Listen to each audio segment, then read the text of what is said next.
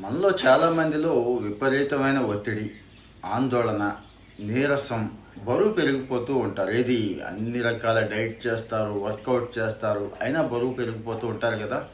ఇది కూడా కారణం కావచ్చండి. స్ట్రెస్ స్ట్రెస్ హార్మోన్ అంటాం, కార్టిసాల్. ఈ కార్టిసాల్ బ్యాలెన్స్ లేకపోతే ఇప్పుడు చెప్పుకున్నాం కదా, ఇవన్నీ ఉంటాయి.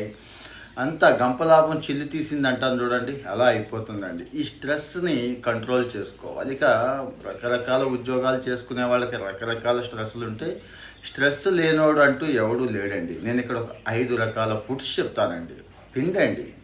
తిండి గురించి ఇంకా ప్రత్యేకంగా నేను చెప్పేది ఏముంది, ఎంత ఎంత బాగా తింటే అంత మంచిది, మోతాదుకు మించి ఎంత ఎక్కువ తింటే అంత విషం. అసలు తినకపోయినా కూడా అంతే ప్రమాదం కదా.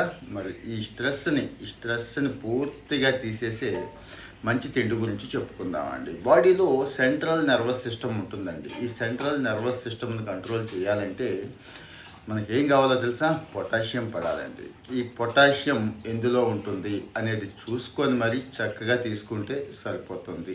ఏది నట్స్ దగ్గర నుంచి, సీడ్స్ దగ్గర నుంచి, వీటిలో రిచ్ పొటాషియం ఉంటుందండి. ఇది డైలీ ఫుడ్లో భాగంగా చేసేసుకోండి.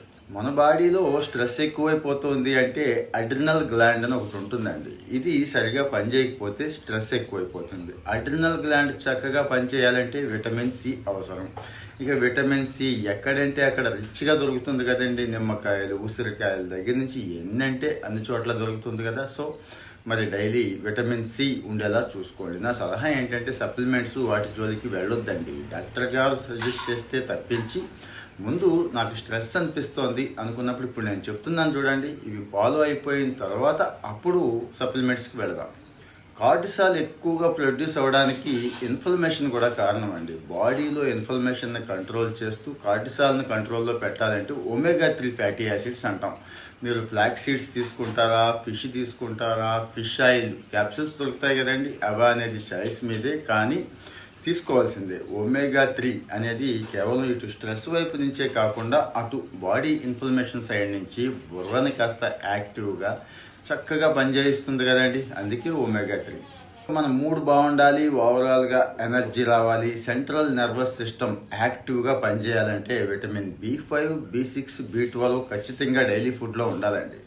ఇవి ఎక్కడ దొరుకుతాయంటే ప్రత్యేకంగా చెప్పేది ఏముంది, హోల్ గ్రెయిన్స్ అంటాం చూడండి, మన తృణధాన్యాలు అందులో దండిగా దొరుకుతాయి.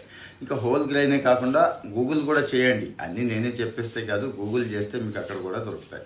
ఎంత హెల్తీగా ఉన్నా కానీ స్ట్రెస్ అనేది పడేసేస్తుంది అనుకున్నప్పుడు ఈ ఫుడ్స్ని యాడ్ చేసుకోండి.